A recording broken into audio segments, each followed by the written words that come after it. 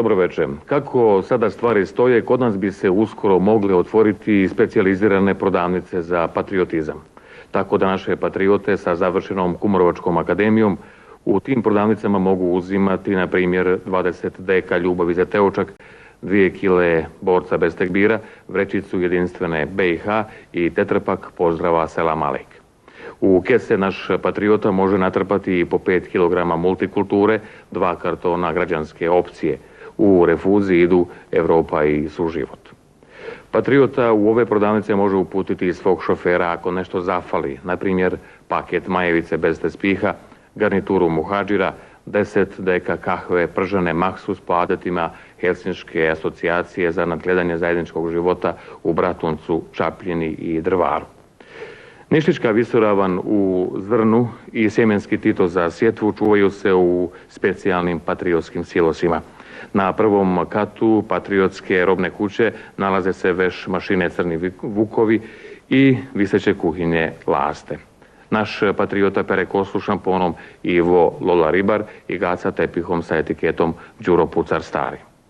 Patriota spava snom pravednika na jastuku ispod kojeg je pištoljca posvetom Duška Zgonjanina.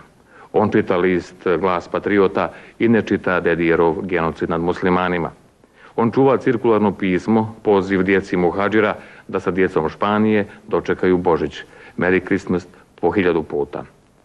Naš patriota sutra putuje u Nizozemsku. On Nizozemcima nosi hedije sa utisnutim zlatnim ljiljanima. A gore na brdu, na Čuki u rovu, stoji Zihnija Hasić iz sela Gojinci kod Hanovića. Stoji Zihnija 3. godinu i nije mu žao. U lijevom u džepu materina dova i mushaf, u desnom frtalj hljeba i zdenka sir. Stoji Zihnija, prebacuje pušku čas tamo čas vamo.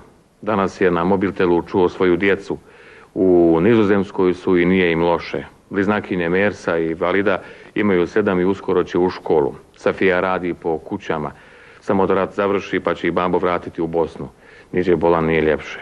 Danas, kad je zvao, zaboravio je pa mu krijevo da im kaže da će jedan naš patriota otići u Holandiju do njihovog Ahena pa da ga odu vidjeti u zavičarnom klubu kada bude govorio.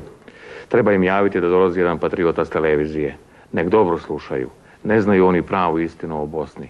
Ni Švabe, ni naši. Hvala Bogu da ima patriota.